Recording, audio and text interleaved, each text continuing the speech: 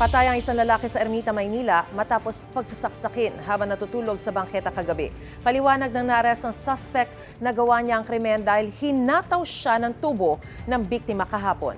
May unang balita si Jomar Apresto. Nakatakbo pa bago tuluyang bawian ng buhay ang 32 anyos na si Romnick Abion sa bahagi ng San Marcelino Street sa Ermita, Maynila pasado alas 10 kagabi. Ang biktima pinagsasaksak daw habang natutulog sa bangketa. Ayon sa barangay, nagsumbong sa kanila ang menor de edad na anak ng biktima na katabi lang niya noong maganap ang krimen. Ang itinuturong na naksak ang lalaking nakaaway raw ng biktima kahapon ng umaga. Kasi naatasan siya magsita ng mga street dweller dyan sa kabilang side ng San Marcelino. Nasita niya yung grupo, pumalag yung taong sumaksak sa kanya hanggang sa nagsuntukan sila. Kamuti nga po.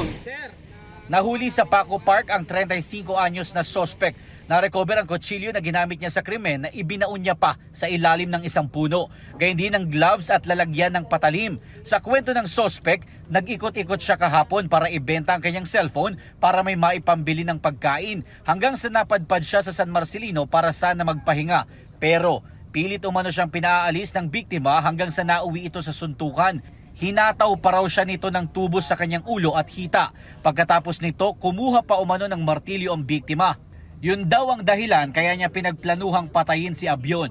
Opo, intensyon ko po talaga na balikan siya para mabawasan yung sa kalye. Hindi po ako nagpasisisi kasi ganti ko sa kanya kinursunada niya po ako Wala naman po akong ginagawang masama Nasa kustodiya na ng homicide section ng MPD ang suspect na maharap sa reklamong murder. Nananawagan naman ang kinakasama ng biktima para maipaalam sa mga kaanak nito sa Bicol ang sinapit ni Abion.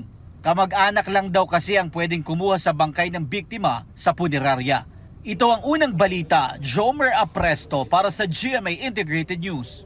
Gusto mo bang mauna sa mga balita? Mag-subscribe na sa GMA Integrated News sa YouTube at tumutok sa unang balita.